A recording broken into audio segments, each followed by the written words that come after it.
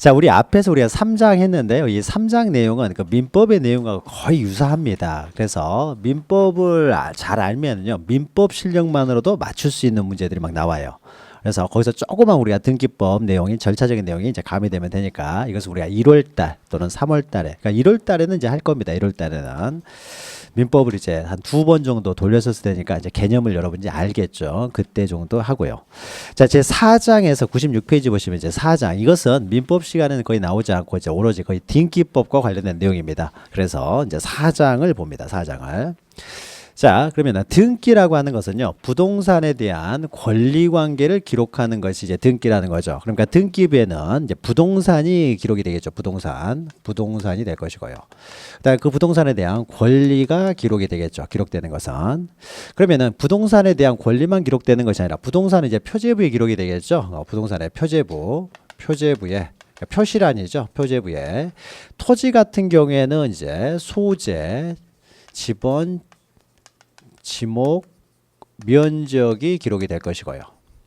자, 권리 그러면은 이제 권리에는 뭐 저당권, 뭐 소유권뿐만 아니죠. 저당권도 등기되고 전세권도 등기되고. 그래서 만약에 저당권이 등기되었다 그러면 저당권 등기가 되고요. 저당권 설정 등기가 되면서 저당권 등기를 할 때는 저당권은 피담보 채권이 없는 저당권이 존재할 수 없기 때문에 그래서 그 채권액 얼마 빌려주는지 채권액 같은 걸 적습니다. 채권액. 그래서 5억을 빌려줬다 그러면 5억 이런 걸 적어요. 만약에 전세권이 설정되었다 그러면 이제 전세권 등기가 되겠죠. 전세권 등기가 되면서 또 전세권 등기에서는 또 전세금이 있어야 되겠죠. 전세금을 반드시 기록을 해야 됩니다. 그래서 전세금 5억이다 그러면 5억 이렇게 기록되는 거죠. 이 사람은 이제 1번 저당권, 2번 전세권 이렇게 되겠죠. 그래서 전세금은 5억 원이다. 또 저당권의 그 피담보 채권은 5억이다. 그래서 이제 권리에 관한 사항을 기록하겠죠. 그럼 이런 건 사항란에 기록이 되겠죠. 사항란에 권리에 관한 사항란. 그럼 사항란에 권리만 기록되는 것이 아니라요. 이 권리자도 기록이 돼야 되겠죠. 이 부동산에 대해서 이런 권리를 누가 가지고 있느냐. 그 권리자가 기록이 되겠죠. 그 권리자가 이제 등기부에 기록되어 있는 사람이니까 등기 명의인이 되겠죠. 등기 명의인. 자, 등기 명의인이 만약에 뭐 을이다라고 하게 되면은 뭐 A다라고 하죠. A다. 그러면 A라는 사람을 쓸 때는 A 성명을 쓰고요. 사람 같은 경우에는 성명을 쓰고 이제 주소를 쓰고 또 주민번호까지 적게 되는 거죠. 자, 이런 것들이 이제 기록이 되어 있는 거죠. 이런 것들이. 그러면 이런 것들을요, 등기부에 새롭게 기입하는 등기, 이런 사항들을 새롭게 기입하는 등기. 자, 저당권 설정 등기를 하게 되면 저당권자를 새롭게 기입하게 되겠죠. 저당권 설정 등기가 새롭게 등기부에 기입이 되겠죠. 전세권 등기가 새롭게 기입이 되겠죠. 설정 등기를 하게 되면. 또 전세권이나 저당권을 이전할 수도 있겠죠. 그러면 이전하게 되면 이전받는 사람의 이름, 또 뭐 이렇게 이런 성명 주소 주민번호 이런 것들이 새롭게 기입이 되겠죠. 자, 그러면은 우리가 요 저당권 전세권 우리가 다루지는 않았지만은 우리가 민법에서 다뤘기 때문에 새롭게 이렇게 등기부에 뭐 소유권 보존 등기, 소유권 이전되면은 그 이전받는 사람의 그 등기가 새롭게 기입이 되겠죠. 그러면 이렇게 새롭게 등기부에 기입하는 등기를 우리는 기입 등기라고 합니다. 그러면 우리가 2장과 3장에서는요 넓게 보면은 기입 등기를 다룬 거예요. 소유권 이전 등기, 보존 등기, 소유권 이전 등기, 그 다음에 저당권 설정 등기, 전세권 설정 등기. 물론 저당권, 전세권 설정 등기의 과정은 우리가 다루진 않았지만은 이런 것들이 다 기입 등기가 되겠죠. 그럼 기입을 하게 되면 이런 사항들이 이제 기입이 있죠. 권리에 관한 등기를 하게 되면은 권리에 관한 기입 등기를 하면서 그 권리자를 기록을 하게 되겠죠. 이렇게 기입 등기가 됩니다. 자, 그러면 기입 등기가요. 근데 이 기입 등기가 그래서 구체적으로 됐다고 해보죠. 자, 그러면 만약에 이 소유 물건이요. 이제 갑구에 이 물건이 갑이 최초의 소유자다. 그러면 소유권 이제 보존 등기가 돼 있겠죠. 보존 등기가 돼 있고. 근데 이 갑이 자기가 소유하는 상황에서 이제 을구에 저당권이나 전세권을 설정할 수도 있겠죠. 그러면은 여기 1 해가지고 만약에 먼저 이 토지를 담보로 이게 토지였으면 토지를 담보로 해서 뭐 은행에서 5억을 빌렸다. 그러면은 이제 저당권 설정하겠죠. 저당권 설정 등기가 되고 저당권 설정 등기가 이제 A에게로 됐고 피담보 채권액은 5억 원이다. 이게 기록이 되겠죠. 그리고 또 갑이라는 사람이 또 뭐 전세권을 또 설정할 수도 있습니다. 저당권과 전세권은 양립이 가능해요. 서로 점유하는 권리들이 아니기 때문에 그래서 저당권 설정되는 상태에서 다시 이해가지고 전세권을 설정을 했습니다. 전세권 설정을 B에게 했다. 그러면 B가 이제 전세금이 뭐 5억이다. 그러면 5억. 이런 것들이 다 이제 기입 등기가 되는 거죠. 기입 등기. 자, 그러면 이 등기라고 하는 것은 실체관계를 공시한다라고 했죠. 실체관계를 공시하는 수단인데 이 기입등기들은 다 실체관계하고 일치했을 때만 유효할 것이고 유효한 내용을 공시를 하게 됩니다. 그런데 이 기입등기들이요. 이제 기입등기 절차가 2장, 3장에서 배운다면은 4장에서는요. 이 기입등기는 실체관계 그러니까 민법에서의 그 권리관계를 말하는 거죠. 실체관계하고 이제 일치를 해야 되는 거죠. 그래야만이 등기가 유효한 등기가 돼서 이제 공시력을 갖게 되는데 만약에 실체관계와 기입등기가 부합하지 않게 되는 경우도 있겠죠. 부합, 불일치하게 되는 경우가 생깁니다. 자, 불일치하게 되는 경우는 여러 가지로 불일치가 생기겠죠. 자, 여기는 갑구, 을구만 있지만 여기 앞에는 표제부가 있겠죠. 표제부가 이렇게 있으면은 소재, 지번, 지목, 면적이 있는데 이럴 수가 있는 거죠. 지목만 바뀔 수 있는 거죠. 지목이 그러니까 전에서 과수원으로 바뀔 수도 있고요. 또는 면적만 바뀔 수도 있습니다. 여기가 소지가 이렇게 있었는데 여기가 바다고요. 바다고 여기 한 필지 토지 100번지가 있었는데 100번지가 바닷물이 여기까지 들어와 버립니다. 자, 그러면 이 100번지의 소유자나 뭐 여기 저당권 전세권 그건 그대로 유지가 되겠죠. 다만 면적만 바뀌게 되는 거죠. 소지의 지번 지목도 그대로지만은 면적은 줄어들어 버렸잖아요. 그러니까 일부만 바뀌게 되는 거죠. 그러면 이렇게 원래 100평이었는데 이제 80평으로 줄어들었다. 그러면은 시입등기에는 100평으로 돼 있지만 실제는 80평밖에 안 된다는 거죠. 그럼 실체관계 불일치하게 생기는 거죠. 물론 이 실체관계 불일치는요. 처음부터요. 원래 이것이 원래 지목이요. 원래 전이었어요. 근데 처음부터 등기를 잘못해가지고 답으로 돼버릴 수도 있고요.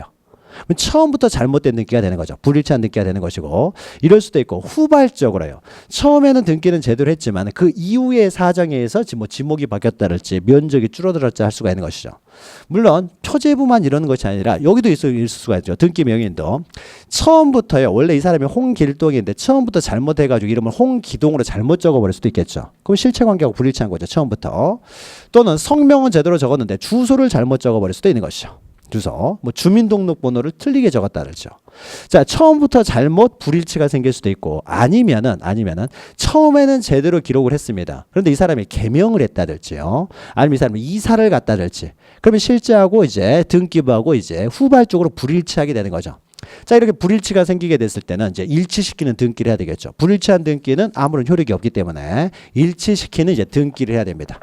이것을 이제 일치시키는 등기를 해야 되겠죠. 자, 지금은요, 여기 이제 제4장에서는 이렇게 실체관계하고 이 기입등기들이 불일치 현상이 발생했을 때요. 권리가 불일치할 수도 있습니다. 이렇게 되겠죠. 원래 저당권은 5억이었어요. 근데 만약에요, 이 소유자 갑이 저당권자한테 2억을 갚았어요. 2억을 갚게 되면 피담보 채권이 3억으로 줄었잖아요. 줄었으니까 이것은 이제 3억으로 다시 어떻게 돼요? 일치시키는 등기를 해야 되겠죠. 5억이 아닌데 3억인데 5억으로 돼 있는 거잖아요. 또는 처음부터 원래 3억인데 기재를 처음부터 5억으로 잘못 기재가 될 수도 있겠죠. 그러면 이것은 원시적으로 불일치가 된 것이고 만약에 처음에는 등기가 제대로 됐지만 2억을 변제해 가지고 3억밖에 안 남았다. 그러면 이것은 후발적인 이유에서 피담보 채권이 이제 틀려지게 되는 거죠. 그러면 다시 실체관계 일치시키는 등기를 해야 되겠죠. 자, 그래서 2장과 3장은 기입등기를 했다고 하면은 4장에서는 이제 이 기입등기들이 실체관계하고 불일치했을 때 그 일치시키는 등기를 어떻게 할 것이냐. 그 일치시키는 등기의 종류와 그 절차를 다룹니다. 자, 요 내용은요, 우리가 등기법 1장에서 잠깐 설명했죠. 그래서 일치시키는 등기에서 변경, 경정, 말소, 회복, 멸실 이런 거 했었던 거죠. 근데 요 내용을 다시 보면서 개념을 하면서 그때는 개념만 설명했는데 지금부터는 이제 그 과정도 봅니다. 절차. 자, 그러면은 기입등기가 실체관계하고 불일치하는 것은요, 일부만 불일치할 수도 있고요, 전부가 불일치할 수도 있죠. 불일치하는 방법은 두 가지가 있겠죠. 일부가 불일치하든지 전부가 불일치하든지. 자, 일부가 불일치했을 때요. 자, 일부 불일치라는 건 이런 걸 의미하는 거죠. 사람은 그대로예요. 사람은 그대로인데 사람은 그대로예요. 성명도 맞고 주민번호도 맞습니다. 근데 주소만 바뀌었다는 거죠. 그러면 일부만 불일치한 거죠. 사람이 등기명의의 일부만 불일치한 거죠. 또 부동산도 그대로 맞습니다. 소재 지번은 맞아요. 근데 지목만 달려요. 지목만. 면적도 똑같은데. 그리고 또 이거 표제부의 일부가 불일치한 것이 되겠죠. 또 여기서도요. 아까 갑이 A한테요 2억을 갚았습니다. 그러면은 A가 저당권은 그대로 가지고 있죠. A가 저당권은 가지고 있지만은 피담보 채권액만 이제 3억이 되는 거죠. 2억을 변제했으니까. 그러니까 피담보 채권은 이것만 불일치가 되는 거죠. 자, 이런 것들을 일부 불일치라고 합니다. 일부 불일치.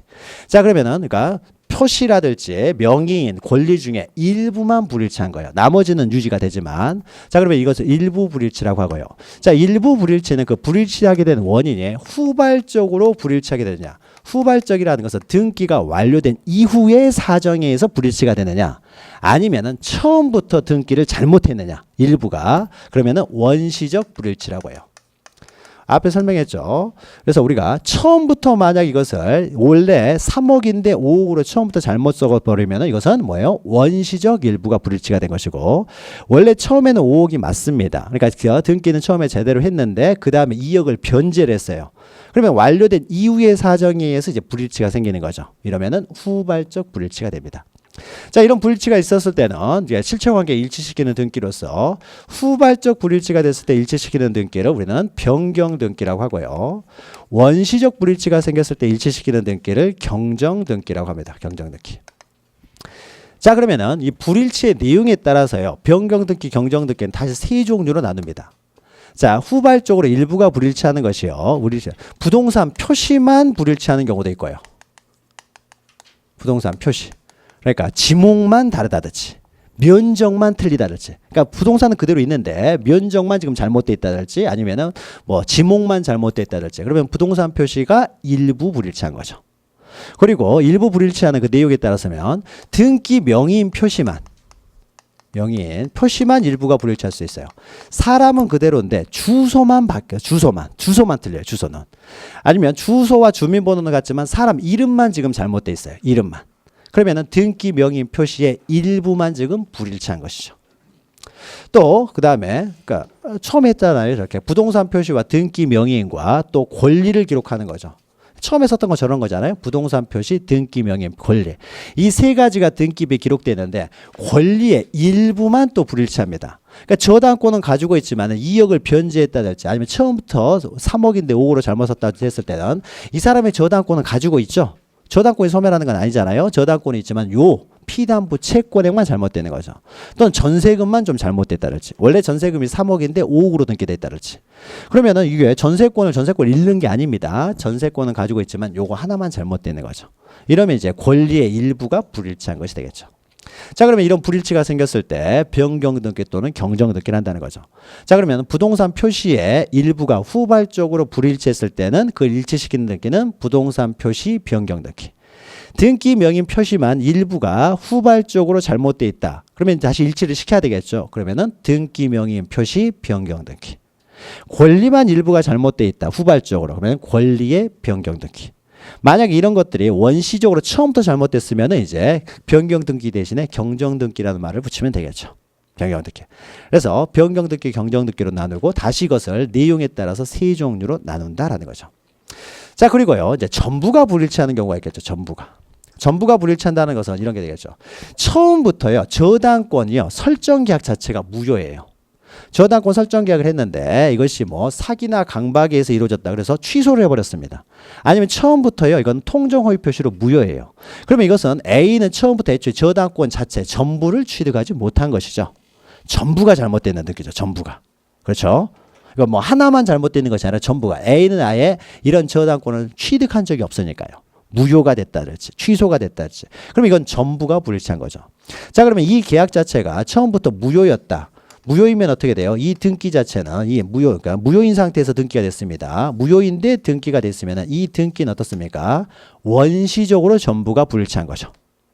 처음부터 A 사람은 저당권을 취득한 적이 없잖아요. 그러니까 원시적으로 전부가 불일치하게 되겠죠. 또는요, 처음에 등기를 할 때는 제대로 됐어요. A가 저당권을 가지고 있었습니다. 그런데 갑이요, 5억을 전부 변제를 했어요.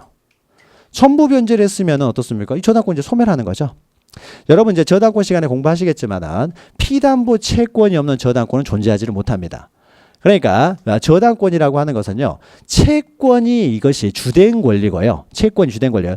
이 저당권은 그 자체가 목적이 아니죠. 경매 자체가 목적이 아니라 돈 받는 게 목적이잖아요. 돈을 받는 그 수단으로서 경매를 할 뿐인 거예요. 그러니까 수단으로서. 그래서 돈 받는 게 목적이기 때문에 채권이 주된 권리고 저당권은 종된 권리예요. 그러니까 채권 주된 권리가 사라져버리면 저당권이 종된 권리도 당연히 소멸합니다. 그래서 갑이 A에게 5억을 모두 변제를 했어요. 모두 변제했으면 채권이 소멸했기 때문에 저당권 자체가 다 소멸돼 버리는 거죠. 그러면 이런 경우에는 후발적으로 전부가 불일치한 것이 되겠죠. 후발적으로. 그래서 전부 불일치는요. 원시적으로 그러니까 후발적으로 돈을 전부 변제해가지고 후발적으로 전부가 불일치가 되든 아니면 처음부터 저 계약 자체 저 등기 자체가 처음부터 무효여가지고 원시적으로 불일치가 되든지 간에 모두 이것은 말소 등기를 하게 됩니다. 말소 등기. 원시적이든 후발적이든 구별하지 않고 다 말소 등기를 합니다. 그러니까 뭐 이전 등기가 무효가 되니까 뭐 매매가 무효가 됐다 그러면 다 말소 등기 하잖아요. 말소 등기. 처음부터 전부에 대해서 잘못된 등기니까 말소 등기를 합니다. 그러면 여기까지만 하면 될 것 같은데 또 하나요. 만약에 자 이것이 말소가 됐습니다. 요 등기가 저당권 등기가 말소가 됐어요. 근데 말소가 됐는데 그럼 말소가 됐으니까 말소가 됐는갑다라고 해서 적법하게 말소가 되는 줄 알았는데 알고 보니까 이 말소가요. 부적법하게 말소가 된 거예요. 부적법하게. 만약에 이렇게 될 수도 있죠. 말소가 되는 것이 원래 이렇게 이제 원래 5억인데요. 5억인데 자 5억인데 2억을 변제해 가지고요 3억으로 바뀌었습니다. 자 2억을 변제해서 3억으로 후발적으로 바뀌었다는 거죠. 그럼 2억을 변제했을 때는요. 이런 경우에는 말소 등기라는 것이 아니라 이것만 바뀌기 때문에 변경 등기라는 거죠. 금액 권리의 변경 등기를 하겠죠. 자 만약에 이렇게 권리의 변경 등기가 됐어요. 자 권리의 변경 등기가 됐는데 사실은요 갑이 A한테 돈을 갚은 적이 없어요. 갚은 적이 없음에도 불구하고 저당권 등기가 이렇게 5억으로 돼 있다 보면은 전세권자한테 돈을 이 물건이 현재 시가가 뭐 8억밖에 안 된다. 뭐 5억을 전세금을 받을 수가 없을 거 아니에요. 8억밖에 안 되는데 5억 이렇게 저당권 설정돼 있으면 3억 이상은 절대 안 줄 거 아니에요. 일반적으로. 그러니까는 이제 서류를 위조해 가지고요 갑이라는 사람이 이걸 말소를 시킨 거예요. 원래 공동으로 신청해가지고 이것을 말소를 시켜야 되는데 요금을 말소해야 되는데 서류 같은 걸 위조해가지고 자 그러면 이것은 A도 모르는 사이에 말소돼 버린 거죠. 즉 부적법하게 일부가 말소된 거죠. 자 부적법하게 일부가 말소됐으면은요 이제는 어떻게 돼요? 그 말소 등기가 실체관계에 부합하지 않죠. 원래는 5억인데 지금 3억으로 돼 있잖아요. 원래는 5억이 맞죠. 그러면 이런 경우에는 말소 등기를 다시 말소할 수는 없잖아요. 말소 등기 요걸 다시 말소할 수가 없잖아요. 5억을 다시 말소하면 또 말소가 돼요. 의미가 없는 거죠. 이럴 때는 그 5억을 어떻게 해야 돼요? 다시 회복하는 등기를 해야 되겠죠. 요것을 말소하면서 어떻게 돼요? 이걸 다시 회복하는 등기를 해야 되겠죠. 회복시키는 등기. 그래서 만약에 말소가 그러니까 일부가 불일치하고 전부가 불일치하면 이렇게 등기가 끝나는데 만약에 이런 말소 등기요. 자, 일부를 말소할 때는 말소 등기라는 것이 아니라 변경 등기를 한다는 거죠. 권리의 일부를 말소했잖아요. 요거 5억을 지금 3억으로 해가지고 이걸 말소했잖아요. 말소해서 3억으로 했었잖아요. 3억으로. 그래서 일부만 이렇게 말소하는 것은요. 이것은 변경 등기지 말소 등기가 아니에요. 그래서 일부만 말소하기 때문에 말소 등기는 전부를 말소할 때만 말소 등기라고 합니다. 자 그러면 일부가 말소되는 변경 등기가 됐어요. 그럼 이거는 회복 등기를 해야 되지 말소 등기를 다시 말소할 수 없다는 거죠. 그래서 만약에 등기가 말소해서는 안 되는데 부적법하게 말소가 됐어요. 자 부적법하게 말소되는 것은요. 일부만 이렇게 저당권은 그대로 두고 이 금액만 일부가 말소가 됐을 수도 있고요. 아니면은 아예 A가 서류를 유지한 김에요. 전부를 말소시켜 버렸어요. 이 등기를 원래 5억짜리를 이 전세자원자한테 투순이자에게 돈을 좀 많이 받기 위해서 이게 전부를 만약에 말소시켜 버렸다고 해보죠. 전부를 말소가 되면은요. 전부가 말소되면 이게 말소 등기 형식으로 전부가 말소돼 버렸다는 거죠. 그러면 전부가 말소될 수도 있는 거죠. 그러니까 일부가 말소될 수도 있고요. 아니면 전부가 말소될 수도 있어요. 그럼 전부가 말소된 등기, 이게 전부가 말소가 됐습니다. 자, 전부가 말소됐다고 해서요. 부적법하게 말소됐기 때문에 A는 여전히 저당권을 가지고 있는 거죠. 민법에서 나오는 거잖아요. 등기는 효력 발생 요건이지 존속 요건은 아니라는 거죠. 우리 등기법에서 했죠. 그러니까 부적법하게 말소됐기 때문에요. A의 저당권은 그대로 유지가 됩니다. 그러면은 유지가 되고 있기 때문에 이 사람은 이제 회복 등기를 해야 되겠죠. 말소 등기가 실체관계에 부합하지 않기 때문에 이 사람은 이제 말소 등기를 다시 말소할 수는 없기 때문에 자기 앞으로 다시 회복 등기를 합니다. 회복 등기. 자, 그래서 부적법하게 말소되는 것은요. 일부가 말소될 수도 있고 이제 전부가 말소될 수가 있는데 이렇게 일부나 전부가 부적법하게 말소됐으면 다시 실체관계 일시시키는 등기로서 말소 등기를 다시 말소할 수는 없기 때문에 이럴 때는 말소 회복 등기를 합니다. 회복 등기. 말소 회복 등기를 통해서 다시 실체관계에 부합시키는 등기를 한다는 거죠. 그래서 말소 회복 등기라는 게 나오고요. 자, 그 다음에 이제 마지막으로 이거는 부적법하게 말소된 것이고요. 만약에 이런 경우에 저 보죠. 만약에 100번지 토지가 있는데요. 물이 어디까지 들어와 버리냐면요. 여기까지 바닷물이 들어와 버립니다. 그럼 100번지 토지는 세상에서 완전히 사라져 버리는 거죠. 그러면 전부가 어떻게 세상에 사라지는 거죠. 근데 전부가 사라졌는데 아직 등기부가 남아있으면 어떻게 됩니까? 이 물건 소유자가 갑이면 갑이라는 사람이 물건은 존재하지 않아요. 그런데 마치 등기부는 있잖아요. 아직 등기부는 있으니까 이것을 마치 물건이 있는 것처럼 팔아먹어버릴 수가 있는 거죠. 사기를 치는 거죠. 사기를. 존재하지도 않는 토지를 지금 이제 팔아먹는 거잖아요. 그러니까 이런 일을 막아야 되겠죠. 막기 위해서요. 전부가 이렇게 멸실이 되면 만약에 우리가 앞에 잠깐 설명했죠. 일부만 만약에 바다가 되고 일부가 남아있으면요. 이것은 어떻게 돼요? 토지가 그대로 남아있기 때문에 이것은 변경 등기를 한다는 거죠. 면적만 바뀐 거니까. 그런데 전부가 만약에 바다가 돼버렸으면 어떻게 됩니까? 전부가 바다가 돼버렸으면은 사기 문제도 생길 수 있어요. 존재하지도 않는 물건에 등기가 돼 있으면 이런 문제가 생기기 때문에 이 등기부는 빨리 폐쇄를 시켜야 되겠죠. 없애버려야 된다는 거죠. 일부가 남아있으면 폐쇄를 시켜서는 안 되겠지만은 전부가 사라졌으면 빨리 폐쇄를 시켜야 되겠죠. 그래서 전부가 멸실되면은요. 전부가 멸실이 되면은 부동산이 그러면은 일부가 멸실됐을 때는 그냥 변경 등기만 하면 됩니다. 부동산 표시 변경 등기. 근데 전부가 멸실되면은요. 단순히 변경 등기를 해서는 안 되고요. 등기부를 폐쇄를 해야 된다는 거죠. 그 등기 기록을 없애버려야 되겠죠. 폐쇄를 시킵니다. 자, 그러면 이때 등기부를 폐쇄하기 전에요. 폐쇄됐으면 폐쇄하는 이유를 적어야 될 거 아니에요. 왜 폐쇄됐는지. 그래서 이 등기부에 기록을 합니다. 이것은 전부가 멸실되어서 폐쇄를 한다라고 해서 멸실 등기를 하게 됩니다. 멸실 등기. 그래서 멸실 등기라고 등기부를 폐쇄하는 거죠. 따라서 존재하지도 않는 건물, 아니죠. 완전히 멸실된, 전부가 멸실된 어떤 토지나 건물이 있었을 경우에는 이럴 때는 존재하지도 않는 등기부가 있어가지고 마치 물건이 존재하는 것처럼 보이기 때문에요. 이럴 때는 실체관계에 부합시키는 등기로서 멸실 등기를 한다는 거죠. 그리고 멸실 등기를 했을 때는 얼른 등기부를 폐쇄해야 되겠죠. 자, 전부가 부동산이 건물이 무너질 수도 있습니다. 토지가 저렇게 세상에 사라질 수도 있지만 건물이 무너질 수도 있어요. 자, 5층 건물이 있었다고 해보죠. 그 중에 4층만 무너져 버렸어요. 불타서 완전히 사라져 버렸습니다. 자, 그러면은 건물 자체가요. 5층 건물인데 4층만 사라졌기 때문에 건물은 아직 남아있죠. 남아있기 때문에 이런 거는 5층 건물을 4층 건물로 바뀌는 부동산 표시 변경 등기만 하면 됩니다. 5층 건물이 4층 건물로 바뀌었기 때문에 물건이 있잖아요. 있죠. 근데 만약에 전부가 또 이것도 무너져 버리면 어떻습니까? 이 물건이 있는 것처럼 등기부가 돼 있지만 물건은 현실에는 존재하지 않기 때문에 이런 경우도 이제 멸실 등기를 하는 거죠. 멸실 등기. 또는 이런 때도 멸실 등기를 합니다. 건물이요. 아예 존재하지를 않습니다. 이 토지 위에는 건물이 없어요. 건물이 없는데 마치 건물이 있는 것처럼 부존재한 건물에 대한 등기가 있어요. 존재하지도 않는 건물에 등기가 돼 있습니다. 그러면 이 등기부터 빨리 없애야 되겠죠. 사기당할 수가 있으니까 잘못하면. 그렇죠. 없는 건물에 등기부가 있으면 이게 유통이 돼버릴 수가 있으니까요. 이 사람 거래가 되기 때문에 빨리 폐쇄를 하겠죠. 그때 폐쇄할 때도요. 이 부존재한 건물에 대해서 밑에 멸실 등기를 합니다. 부존재 등기라는 것이 아니라 멸실 등기라고 폐쇄를 해요.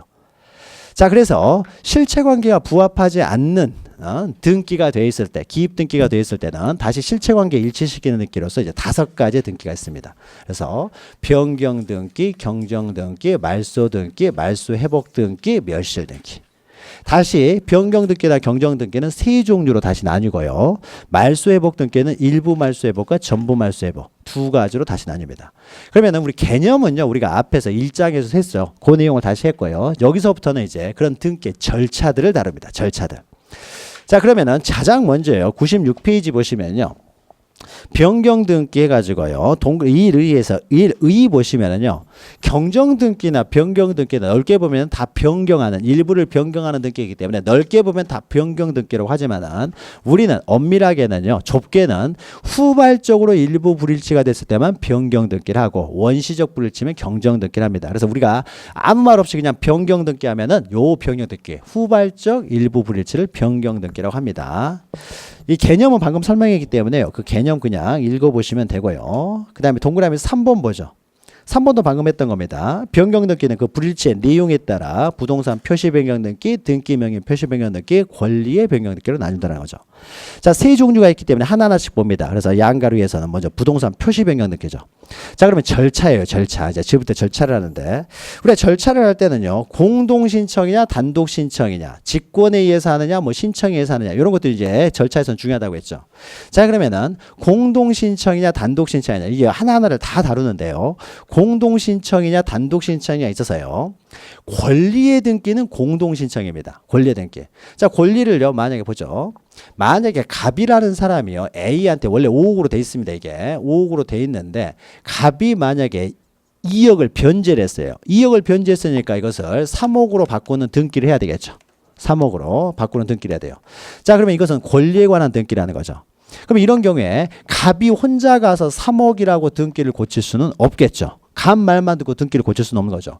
A가 2억을 안 받았을 수도 있잖아요. 갑 말만 듣고 3억으로 고치는 등기를 할 수가 없겠죠. 따라서 이 등기를 하게 되면은 원래 피담보 채권액이 5억이었는데 3억으로 등기를 하게 되면은 A가 유리합니까? 주 이익을 받습니까? 갑이 이익을 받습니까? 갑이 이득을 받는 거죠. 갑이 이제는 5억을 갚아야 말소를 할 수 있었던 등기를 이제 3억만 변제하면 말소를 할 수가 있잖아요. 보통은요, 등기 권리자는요, 누가 요구하느냐를 생각하시면 됩니다. 누가 요구하는, 누가 요구할 것이냐요. 물론 예외적으로 등기 인수청구권, 매도인하는 등기 인수청구권은 예외가 되죠. 일반적으로 예외가 되죠. 등기 의무자가 청구를 하니까요. 그러나 일반적으로 누가 청구할 것인가, 청구하는 사람이 일반적으로 등기 권리자가 됩니다. 일반적으로 실체법상, 민법상에 청구하는 사람이 일반적으로 등기 권리자가 되지만은 가끔 예외가 있다는 거죠. 그 등기 인수청구권과 같은. 이런 경우에는 2억을 갚았으면요, 이걸 깎아달라고 이제 3억으로 고치라고 하는 것은 갑이 주로 주장을 할 거 아니에요. 그렇죠. 그러니까 갑이 등기 권리자, A가 등기 의무자가 되겠죠. 만약에 증액을 한다라고 해보죠. 5억을 7억으로 증액을 해요. 7억으로 증액했다는 것은 A가 2억 빌려줬다는 거죠. 자기가 빌려주고 빨리 이 등기를 해달라고 요구하는 사람은 A가 요구를 하겠죠. 그렇죠. 그러니까 A가 증액을 할 때는 A가 등기 권리자, 감액을 할 때는 소유자가 등기 권리자가 되겠죠. 자, 이렇게 등기 권리자, 등기 의무자가 있잖아요. 그래서 권리의 등기는 등기 권리자, 의무자가 있을 때는 항상 공동으로 신청해야 되겠죠. 등기 권리자 한 사람 말만 믿고 등기를 할 수는 없잖아요. 그래서 감액을 할 때는 갑이 등기 권리자, A가 등기 의무자가 돼서 공동 신청하고, 증액을 할 때는 A가 등기 권리자, 갑이 등기 의무자가 돼서 공동 신청해야 되겠죠. 증액을 할 때도 A 말만 믿고 증액을 할 수는 없으니까요. 그래서 권리의 등기는 원칙적으로 공동 등기예요. 그래서 소유권 이전 등기, 저당권 설정 등기, 이런 다 권리에 관한 등기들이죠. 이런 것들은 공동 신청입니다. 자, 그러면요, 여기 보죠. 그러면 이 중에서요, 권리에 관한 등기를 또 골라보죠. 등기부에는 권리만 기록되는 것이 아니라 부동산 표시도 기록이 되잖아요. 그러니까 이걸 둘로 나눠보죠. 그러면 이게 여기서 권리의 등기는요, 요게 권리에 관한 등기죠. 권리의 변경 등기. 그 다음에 말소 등기도 권리를 말소하는 등기잖아요. 만약에 갑이 5억을 전부 다 변제해가지고 이걸 전부를 말소를 합니다. 그럼 말소를 할 때요, 갑 혼자 가서 말소시킬 수는 없다는 거죠. 돈도 안 받았는데 갑 혼자 가서 말소를 혼자 시킬 수는 없겠죠. 말소 등기가 되면은 갑이 등기 권리자가 되고 A가 등기 의무자가 돼서 공동 신청해야 되겠죠. 돈도 안 받았는데 갑이 혼자 가서 말소시켜서는 안 되니까요. 그러니까 말소 등기도 권리에 관한 등기죠. 권리를 말소하는 거니까 말소가 됨으로써 이득을 얻는 갑과 말소가 됨으로써 권리를 잃게 되는 A가 공동 신청해야 되겠죠. 그래서 말소 등기도요, 권리에 관해서 주로 이루어지는 거죠. 자, 그러면 말소 등기가 권리에 대해서 이루어진다는 것은 말소 회복 등기도 권리에 대해서 이루어지겠죠. 주로. 말소된 권리가 알고 보니까 말소된 것이 아니었더라. 그러니까 갑이 혼자 가서 이렇게 위조해가지고 마치 대리인인 것처럼 자기도 A의 대리권도 수요받은 것처럼 혼자서 말소해버렸으면 이럴 때는 말소회복 등기, 권리를 말소회복하겠죠. 자, 그럼 여기서요, 권리에 관한 등기는 권리의 변경, 경영 등기, 말소 등기, 말소회복 등기, 이 세 가지는 다 권리에 관한 등기예요. 권리에 관한 등기이기 때문에요, 이 세 가지는 우리가 이제 넓게 이제 보면은 권리에 관한 등기이기 때문에 이것은 원칙적으로 다 공동 신청입니다.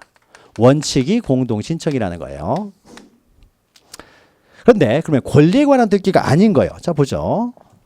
부동산 표시만 바꿉니다. 부동산 표시만. 권리하고는 전혀 상관없죠. 지목만 바뀌어요. 소유자가 바뀌는 거 아니에요. 저당권자 바뀌는 거 아니고 바뀌는 거 아무것도 없습니다. 그냥 지목만 바뀌어요. 면적만 좀 줄어들었다. 분할을 하게 되면 면적이 또 줄어들 거 아니에요. 합병을 하면 면적이 늘어날 것이고. 권리하고는 전혀 상관없죠. 그러니까 이 부동산 표시에 관한 등기, 표시 변경 등기, 경정 등기는 오로지 이것은 권리에 관한 등기가 아니라 표제부, 부동산 표시에 관한 등기죠. 부동산 표시, 즉 표제부의 등기라는 거죠. 표제부만 고치잖아요. 지목만 바꾸면 되는 거죠. 갑구 을구는 손 안 댈 거 아니에요. 그렇죠? 표제부만 바꾸는 거죠. 면적도 표제부만 바꾸는 거죠. 이건 표제부의 등기예요. 자, 표제부의 등기는요, 부동산 표시 변경 등기가 있고요, 표시 변경 등기, 경정 등기가 있고, 여기 안에서 요 세 가지는 권리에 관한 등기라고 했으니까 나머지는 요거하고 요거 두 개 남았네요. 또 표제부에 하는 등기가 있어요. 멸실 등기요. 부동산이 세상에서 사라져 버렸기 때문에 이런 부동산은 없다. 이 부동산은 표제부에 기록이 될 텐데 이런 부동산이 세상에 사라졌다. 그 멸실 등기는 표제부에 하게 됩니다. 그래서 표제부에 하는 등기가 멸실 등기하고 부동산 표시 변경 등기하고 두 가지가 표제부에 하는 등기예요. 크게 이렇게 구별하게 되면 우리가 나중에 이제 정리를 할 때 이제 구별해서 우리가 이해를 해야 됩니다. 이런 것도 시험 문제 나오기 때문에. 그러면 표제부에 하는 등기는 두 가지다. 부동산 표시에 대한 변경 등기, 경정 등기하고 멸실 등기. 자, 표제부의 등기는요, 내 물건이 지목이 바뀌어, 내가 소유하고 있는 지목이 바뀌었습니다. 소유자가 혼자 가면 되겠죠. 누구랑 함께 가야 됩니까? 나한테 옛날에 나한테 물건 팔았던 사람, 그 사람 다시 불러다가 같이 가는 거 아니겠죠? 내가 지목을 바꾼다고 해서요, 누가 손해본 사람 없잖아요. 내 지목이 바뀌는 것뿐이에요. 단순한 사실 상태를 바꾸는 것뿐입니다. 권리하고는 전 상관없기 때문에 소유자가 그냥 가가지고요, 표시 변경 등기를 하면 됩니다. 혼자 가서. 그렇죠? 누구랑 함께 갈 사람이 있는 건 아니잖아요. 함께 갈 사람이. 그래서 표시에 관한 등기, 표제부의 등기는요, 이건 단독 신청이에요. 단독 신청이 된다. 그리고요, 우리가 좀 이따 밑에 이제 보면은 알겠지만은 이 표제부의 등기는요, 권리의 등기와의 차이점이 뭐냐면요, 권리의 등기는 우리가 앞에서 했죠. 내가 언제 취득할 것인지 말 것인지, 언제 취득할 것인지는 권리자 자유입니다. 그러니까 이것은 따로 신청 의무라는 게 없어요. 언제까지 해야 된다 이런 게 없죠. 내 마음이니까. 그러나 표제부는 어떻습니까? 부동산의 표시가 바뀌었으면은요, 객관적인 사실 상태를 빨리 등기하라는 거잖아요. 객관적인 사실 상태예요. 권리하고는 상관없어요. 지목이 바뀌었다랄지 면적이 줄어들었다랄지 하는 건 객관적인 사실 상태입니다. 물건이 세상에서 사라졌다라는 거. 객관적인 사실일 뿐이에요. 시간이 지난다고 해서 사실이 바뀌는 건 아닌 거죠. 따라서 우리 등기에서요, 등기법에서 예외적으로요, 원래 등기는 자유롭게 신청주의고 신청은 신청자의 자유에 의해서 이루어지는데 표제부에 대한 등기만요, 예외적으로 등기 신청 의무를 인정하고 있어요. 신청 의무. 그래서 뭐 1개월 이내에 신청을 해야 된다는 등기 신청 의무를 규정하고 있어요. 그래서 우리가 읽다 보면은 이제 신청 의무가 있는 등기가 있습니다. 신청을 하되요. 다만 신청을 언제까지 해야 된다는 신청 의무가 있는 등기가 있는데 이것이 바로 표제부의 등기만 신청 의무가 있다는 거죠. 신청 의무만. 그래서 표제부의 등기 특징입니다. 이 두 가지만 신청 의무가 있다는 거죠. 자, 그 다음에 좀 그러면 하나 빠진 게 이제 등기 명의 표시 변경 등기죠. 자, 등기 명의 표시 변경 등기는 일단 권리의 등기는 아니죠.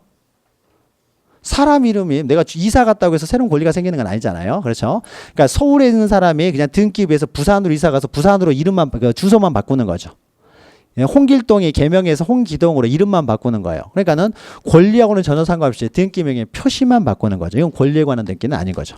그렇다고 해서 표제부에 하는 등기도 아닌 거죠. 이것은 사항란에 그 권리자 이름을 개명을 했다든지 아니면 주소만 바꾸는 거기 때문에요. 자, 그러면 내가 내 이름을 홍길동에서 홍기동으로 바꿉니다. 그렇다고 해서 누구랑 함께 가야 되는 거 아니잖아요. 나한테 옛날에 집 팔았던 사람하고 함께 가서 내 이름을 좀 바꾸자 이렇게 하는 거 아니잖아요. 그러니까 등기 명의 표시 변경 등기도 권리하고는 상관이 없기 때문에요. 이것도 단독 신청입니다. 그 명의인이 혼자 가가지고 그냥 신청하면 돼요. 내 주소 바뀌었다. 주소 바꿔달라. 이름을 개명했으니까 이름 바꿔달라. 그래서 단독 신청하면 됩니다. 이 단독 신청이고요. 이것은 내가 언제 이름을 바꿀 것인지, 언제 이사를 갈 것인지 이런 건 내 마음이기 때문에요. 신청 의무라는 게 없습니다. 이것도. 신청 의무가 있는 것은 오로지 표제부 등기 둘만 신청 의무가 있다. 그러면은 우리가 권리에 관한 등기, 그러니까 우리가 이렇게 나눴지만요. 넓게 보면 이렇게 하나, 둘, 셋, 넷, 다섯, 여섯 이렇게 되는 거죠. 그러면 이때 이것을 다시 권리에 관한 등기와 그 이외의 등기로 나누고, 권리의 등기는 공동신청이지만 그 이외 표제부나 등기 명의 표시 변경 등기 이런 것들은 다 단독 신청이다. 그리고 표제부의 등기만 이렇게 등기 신청 의무가 있다라는 거죠. 자, 이걸 먼저 기억하시고요. 그 다음에 좀 지나면 또 주등기로 하느냐 부기등기라는 문제가 생깁니다. 한 김에 한번 정리를 한번 해보죠. 그러면은 자, 우리가 원래 등기는요 이제 주등기로 합니다. 주등기. 자, 그러면 예 보죠. 주등기라고 하는 것은 다시 한번 보면 이렇게 독립된 번호를 붙여서 하는 것을 주등기라고 해요. 그러니까 2일에서 소유권 보존 등기. 그 다음에 2 해가지고요. 2 해가지고 밑으로 소유권 이전 등기를 할 때는 1에 1 해가지고 소유권 이전 등기라는 것이 아니라 2 해가지고 소유권 이전 등기라는 거죠. 이게 주등기죠. 자, 저당권 설정 등기를 할 때 1 쓰고 저당권 설정 등기를 하는 거죠. 그 다음에 2 쓰고 전세권 설정 등기를 하는 거죠. 이런 것들이 다 주등기예요. 독립된 번호를 붙여서 하는 등기. 그러면 일단요, 등기는 주등기로 하는 게 원칙입니다. 근데 가끔은요, 부기등기로 하는 게 있었어요. 그래서 우리가 이거 하나는 했었죠. 부기등기자 주등기자에서 소유권 이전 등기는 항상 주등기다. 그러다 이 저당권을 이전할 때요, 전세권을 이전할 때요, 소유권 이외의 권리를 이전할 때는 부기등기로 한다라고 했죠. 만약에 A라는 사람이 C라는 사람한테 자신의 저당권을 넘기게 되면 C는 어떻게 돼요? 1번 저당권을 승계하는 것이기 때문에 3 여기 밑에다 3 해가지고 C 써버리면 안 되는 거죠. 1번 저당권을 승계하기 때문에 1번 밑에 1에 1 이렇게 해서 C 해야 만약에 경매 들어가면 C가 1번으로 배당을 받을 거 아니에요. 그래서 이럴 때 소유권 이외의 권리 이전 등기는 부기등기로 해야 된다는 거죠. 그래야 이 사람이 1번 순위를 계속 유지할 수가 있으니까요. 자, 그러면 이때 우리가 부기등기를 그럴 거예요. 여기서도 이제 부등기로 하느냐 이제 부기등기로 하느냐가 좀 틀려집니다. 자, 그럼 이것과 관련돼서 먼저 표제부의하는 등기요. 그러면 표제부의하는 등기는 부동산 표시 변경 등기, 경정 등기, 그다음에 멸실 등기예요. 표제부는 뭐 면적이 바뀌었다 이런 게 되겠죠. 그래서 뭐 원래 지목이 전이었는데 이게 과수원으로 바뀌었습니다. 그러면 여기서 원래 1 표시번호가 들어갑니다. 표제부에는. 그 다음에 여기다 2로 쓰느냐 아니면은 1에 1 똑같은 토지이기 때문에 1에 1에서 과수원을 쓰느냐. 이렇게 쓰게 되면은요, 이렇게 쓰면 굳이 이렇게 쓸 필요가 없다는 거죠. 우리가 봤을 때 이것은 뭐 순위를 보존하는 게 아니잖아요. 그러니까 우리가 부기등기라는 것은 그 순위를 보존하기 위해서 부기등기라는 거예요. 순위를. 근데 표시에 있어서는 어떻습니까? 순위 보존하고 저는 상관없죠. 여기서 이렇게 바뀌었다. 그리고 다시 또 어떻습니까? 이것이 답으로 바뀌었다. 그러면 순위 보존 문제가 없습니다. 그러면 1에 2 이렇게 하는 것이 아니라요. 그냥 어떻습니까?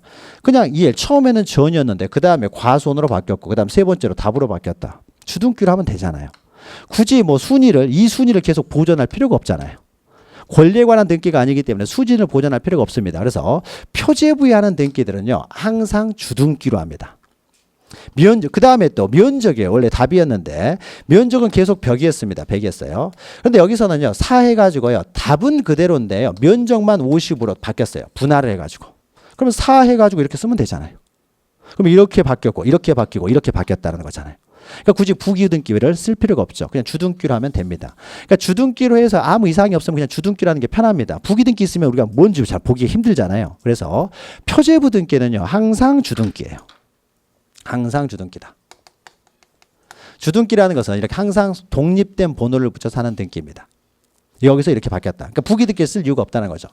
자, 그런데 등기명인 표시변경 등기요. 자, 보죠. 등기명인 표시변경 등기. 만약에 A라는 사람이 자기가요, 원래 서울에 있는데요. 서울에 있는데 5억짜리입니다. 5억짜리가 있는데 지금 하는 내용들은요, 한 번 듣고 이해만 한다면 잊어버려도 상관없어요. 아마 책 덮고 나면 기억이 안 날 거예요. 괜찮아요. 괜찮습니다. 다시 1월에 다시 또 반복하면요, 그때 생각이 나요. 한 번 이해했던 건 생각이 나기 때문에. 그래서 이제 여러 번 반복이 되면요, 나중에는 이제 잊어먹으려고 해도 안 잊어먹어져요. 그러니까 이렇게 하는 겁니다. 공부는. 그러니까 그냥 듣고 이해하고 넘기고, 듣고 이해하고 버리고 하는 거예요. 암기하려고 하면 안 돼요. 자, 그러면은 5억으로 돼 있는데요, 이 사람이 원래 서울에 있는 사람이었어요. 근데 이 사람이 이제 부산으로 이사를 갔습니다. 부산으로 이사를 갔기 때문에 어떻습니까? 이제 부산으로 옮겨야 되겠죠, 주소를 옮겨야 됩니다. 그러면 부산으로 옮기기 때문에 여기다가 3 해가지고 1번 저당권자 주소 서울에서 부산으로 이전 해버리면 이 사람은 어떻게 돼요? 3번 저당권자가 돼버리잖아요, 갑자기. 이 사람은 계속 주소 바뀌었다고 해서 여전히 1번 저당권자가 될 거 아니에요. 그렇죠?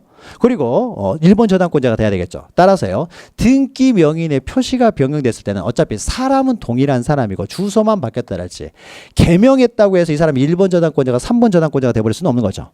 그러니까 그 순위를 계속 유지를 해야 되겠죠. 따라서 등기 명인의 이름이나 주소만 바뀌었을 때, 이럴 때는 부기등기 형식을 합니다. 이 사람의 지위를 계속 1번을 유지하면서 이 사람이 서울에서 이제 부산으로 이사를 갔다. 이름이 홍길동에서 홍기동으로 바뀌었다. 이렇게 쓰는 거죠. 소유권 등기도 마찬가지입니다. 만약에 갑이라는 사람이요, 만약에 이름을 홍길동에서 홍기동으로 바꿨어요. 그래서 홍길동에서 홍기동으로 바꿨습니다. 만약에 홍기동으로 바꿔가지고요, 주등기 형식으로 이렇게 소유권 이전 등기를 해버리면요, 마치 홍길동이라는 사람이 홍기동한테 물건 판 것처럼 보여버리잖아요. 이렇게 보이잖아요. 따라서 이 사람의 이름만 바뀌었다든지 주소만 바뀌었을 때는요. 이 이렇게 쓰지 않고요. 1번 이 사람이 주소만 바뀌었다. 이름만 바뀌었다 하는 거죠. 동일성이 유지가 되기 때문에 똑같은 동일성이 유지되기 때문에 등기 명인 표시 변경 등기는요. 항상 부기 등기로 합니다. 부기 등기. 그러니까 등기 명의에는 표제부에 하는 등기가 아니라 갑구나 을구에 하는 이런 등기 명의인의 주소만 바뀌었다 그랬죠. 그럼 그 사람은 동일하고 주소만 바뀐 거죠. 만약에 주소가 바뀌었을 때도 서울에 있는 홍길동이 부산에 있는 홍길동으로 이렇게 주소만 바꾸는데 여기서 이해버리면은요 이렇게 나와요. 서울에 있는 홍길동이라는 사람이 부산에 있는 홍길동이라는 사람한테 물건 판 것처럼 보여버린다는 거죠. 사람은 똑같은 사람인데 그래서 이때는 똑같은 등기인데 1번 순위에 똑같은 등기인데 이름만 바뀌었다. 주소만 바뀌었다 해서 항상 부기 등기를 합니다. 여기도 부기 등기라고요. 그래서 등기 명의인의 표시 변경 등기는 항상 부기 등기예요. 사람이 바뀌는 건 아니기 때문이죠. 항상 부기 등기입니다. 그러니까 표제부는 항상 주등기, 표제부 등기는 항상 주등기, 등기 명의인 표시 변경 등기는 항상 또 부기 등기예요. 부기 등기. 이런 것들이 이제 시험에 나옵니다. 다음 중 주등기로 하지 않는 것은 어떤 것이냐, 뭐 부기등기로 하는 건 어떤 것이냐, 뭐 이렇게 나와요. 그러니까 이런 것들을 해야 되는데 이제 그러면 등기 명인 표시 변경 등기는 항상 부기등기다라는 거죠. 부기등기. 자, 그 다음에 이제 권리의 변경 등기예요. 권리의 변경 등기. 이제 권리의 변경 등기가 제일 어려운 겁니다. 자, 권리의 변경 등기는요. 그러니까 변경 등기하는 방법하고 경정 등기하는 방법은 동일해요. 동일하기 때문에 그냥 변경 등기로만 이해하시면 됩니다. 자, 만약에 이제 권리의 변경 등기는 이제 갑이라는 사람이 이제 소유자인데요. A한테 2억을 변제를 했습니다. 자, 2억을 변제했어요. 자, 2억을 변제했을 때 그러니까 이거 3억으로 바뀌겠죠. 그러면 3억으로 바뀌었다고 해서 이 사람이 1번 저당권자가 갑자기 3번 저당권자가 될 수는 없잖아요. 그렇죠? 여전히 이 사람이 1번 저당권으로서 3억 원의 채권을 가지고 있잖아요. 그러니까 이때는 1에 1해서 부기등기 형식으로요. 이렇게 적습니다. 부기등기 형식으로 해서 1에 1 한 다음에 나머지는 그대로 쓴 다음에 이것을 3억으로 바꾸는 거죠. 1번 등기 3억으로 바뀌었다. 그러면 여기다 이제 더 이상 5억이 아니기 때문에 일단 말소하는 표시를 이렇게 딱 하고요. 자, 이러면 우리가 알 수 있죠. 아, 1번 저당권 등기가 이제 3억이구나. 이렇게 알 수가 있는 거죠. 이 사람 1번 저당권을 계속 유지하면서 3억이 되는 거니까 부기 등기 형식을 합니다. 권리의 변경 등기. 그런데 문제는요. 이 권리의 변경 등기가요. 증액을 할 때도 생각해 보죠. 증액. 만약에 증액은 또 이제 이야기가 달라지는 거예요. 만약에 A가 5억이었는데 5억의 소유권, 5억의 채권을 가지고 있는데 이것은 만약에 갑이라는 사람이 A로부터 2억을 더 받는다고 해보죠. 더 받아요. 더 받아가지고 2억을 더 빌리다 보니까 5억을 7억으로 증액을 합니다. 자, 그러면 이것도요. A의 저당권이 계속 유지가 되고 있기 때문에 이것도 부기등기 형식으로 해가지고 7억 이렇게 써가지고 이걸 말소하는 표시를 했다고 해보죠. 만약에 X부동산이 시가가 10억짜리라고 해보죠. 자, 그러면은 이 B죠. B. 저당권자. 저당권자는 어떻습니까? 감액을 해주면 감액을 했을 땐 저당권자는 무조건 유리하겠죠. 경매했을 때 이 사람이 원래 5억 갖고 나머지 내가 5억을 가져야 되는데 이 사람이 3억으로 줄어들었으면은 이 사람이 3억만 우선 변제 갖고 나머지는 내가 가질 수 있기 때문에 감액을 할 때는 나한테 유리하겠죠. 근데 증액을 하게 되면 어떻습니까? 증액을 해가지고 이렇게 돼 있으면 어떻게 돼요? 만약 이걸 경매에서 실제로 10억이 떨어졌어요. 그런데 10억으로 떨어졌는데 만약 등기가 이렇게 되면 법원에서는 A한테 먼저 7억을 줘버리겠죠. 1번이잖아요, 이 사람이. 7억 주고 얘는 3억밖에 못 받겠죠, B는. 그러니까 뭔가 어떻게 돼? 이렇게 증액을 할 때는 이 사람이 손해를 보잖아요. 이렇게 손해보는 사람, 이런 사람들을 이해관계인이라고 하는 거죠. 이해관계. 그래서 이해관계인이 만약에 있을 때는 승낙서가 들어와야 된다고 했죠. 그래서 이해관계인이 승낙을 해줬어요. 승낙을 해줬다는 건 이런 게 되겠죠. X부동산이 한 100억 정도 된다고 하면은 승낙해줘도 상관이 없잖아요.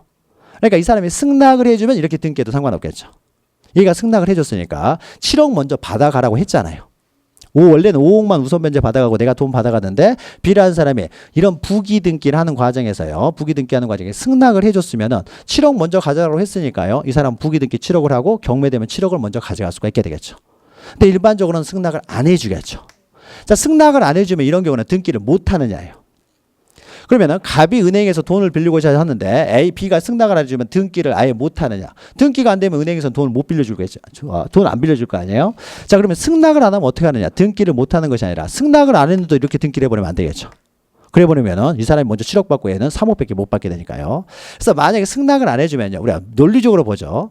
만약에 이 물건이요 10억으로 떨어졌으면은요, 10억으로 떨어졌어요. 처음에 A가 5억 빌려줬고 B가 전세금 5억 들어갔고 나중에 A가 추가로 2억을 더 빌려줬습니다. 근데 만약에 11억으로 떨어졌다고 해보죠. 그럼 이 돈을 먼저 어떻게 가져가야 되겠습니까? 가장 먼저 A가 5억을 먼저 가져가야 되겠죠. 5억은 먼저 가져가야 되겠죠. 5억은 먼저 있었으니까. 그 다음에 나머지 6억 중에서는 누가 먼저 가져가야 되겠어요? B가 먼저 5억을 가져가야 되겠죠. 그리고 추가로 빌려준 2억은 어떻게 돼요? 남는 돈 있으면 A가 추가로 가져가야 되겠죠. 그러니까 등기도 어떻게 됩니까? 거기에 맞춰서 등기를 하면 되는 거죠. 그러면요, 만약에 승낙을 안 해주면요, 부기 등기를 해버리면은 A가 먼저 7억을 가져가 버리니까 안 되겠죠. 그래서 이럴 때는요, 원래는 권리의 변경 등기는 부기 등기 형식으로 하는 게 맞지만은 만약에 B 이해관계인이 승낙을 안 해주면 이렇게 하면 등기가 되겠죠. 이 일 한 다음에요, 5억은 그대로 유지를 하면서 5억을 그대로 유지하면서 추가되는 2억은요 B 밑으로 들어오면 되잖아요. 3번으로. 그래서 1번 저당권 2억 추가. 그러니까 어떻게 돼? 7억으로 변경이죠. 2억을 플러스했다라는 거죠. 7억으로 변경. 그러니까 2억을 어떻게 돼요? 7억으로 변경. 그래서 2억을 이제 추가했다라는 거죠. 이렇게 등기를 하게 되면 어떻습니까? 이렇게 경매가 되면 1순위로 A가 일단 5억을 받고 B가 5억 받고 나머지 있으면 C가 다시 A가 어떻게 돼요? 1억을 가져가는 거죠. 자, 그래서 그러면 여기 정리해 보면 이렇게 되겠죠. 만약에 권리의 변경 등기라는 과정에서요, 전세권자 이런 사람이 없으면요, 그냥 부기 등기라도 상관이 없습니다. 그렇죠. 원래 부기 등기로 하는 거니까. 부기 등기로 하니까 상관이 없지만은 만약에 전세권자처럼 2순위 전세권자가 있다를 하게 되면은 그런데도 부기 등기를 해버리면은 후순위자가 손해를 보기 때문에요. 후순위자가 승낙만 해주면은 부기 등기로 해도 돼요. 그러나 승낙을 안 해주면은 등기를 할 수 없는 것이 아니라 이 후순위자 밑으로 들어와서 어떻게 돼요? 주등기로 하라는 거죠. 주등기로. 밑으로 와서 주등기 3번으로 등기를 하면은 가능하겠죠. 1에 1로 등기하지 말고 3번으로 등기를 해라 이거죠. 추가되는 거. 그러니까 이해관계인이 승낙을 해주면은 이제 부기 등기, 승낙을 안 해주면은 주등기로 해야 되는 거죠. 자, 그러니까 이제 권리의 변경 등기는 좀 다르죠. 권리의 등기는요, 이 권리의 변경 등기는 자 보죠. 만약에 원래는 부기 등기로 합니다. 부기 등기가 일반적이에요. 그러나 만약에 이해관계인이 있다든지, 그런데 그 이해관계인이 승낙을 안 해주면은 등기를 못하는 것이 아니라 예외적으로 어떻게 돼요? 주등기로 해야 된다는 거죠. 그런 때는 주등기로 하는 경우도 있다. 그러니까 권리의 변경 등기는 원칙적으로는 부기 등기지만은 예외적으로 증액을 했을 때가 생기는 거죠. 증액을 해가지고 이해관계인이 생겼는데 그 이해관계인 승낙을 안 해주면은 이제 주등기로 해야 된다. 자, 요 내용은요 뒤에 있으니까 뒤에 보면서 하면 됩니다. 뒤에 보면서 하면 되기 때문에 책에 다 있기 때문에 요 정도만 이제 기억하시고, 원칙은 이건데 원칙은 이렇게 해야 되는데. 자, 그러면 권리는 이제 공동 신청인데요. 등기하는 방법은 좀 틀립니다. 등기하는 방법은. 자, 보죠. 그러면은 말소 등기는 그러면 자, 권리의 변경 등기는 부기 등기 또는 주등기로 할 수가 있다라고 했는데, 그러면은 말소 등기는 어떻게 하느냐? 이 말소 등기는요, 전부를 말소시키는 등기이기 때문에요, 항상 주등기로 합니다. 항상 주등기. 그래서 자, 만약에 이런 게 있어요. 자, 보죠. 여기서 하죠. 만약에 이해가지고요, 갑이 소유하고 있다가 이해해서 을 앞으로 이전 등기가 됐습니다. 매매를 원인으로 소유권 이전 등기. 근데 그 매매가 무효였어요. 자, 매매가 무효면 을은 소유권자가 아니겠죠. 소유권자가 아니니까 을 등기를 말소를 합니다. 자, 말소를 할 때도 갑 말만 믿고 말소할 수 없기 때문에 공동 신청해서 말소를 해요. 공동 신청해서 말소를 할 때. 그럼 말소 등기는요, 이렇게 한 줄로 긋는 것이 말소 등기가 아니라요, 3 쓴 다음에요, 2번 등기 말소 이렇게 씁니다. 이게 말소 등기예요. 이게 말소 등기. 엄밀하게는 2번 등기 말소. 이것을 말소 등기라고 해요.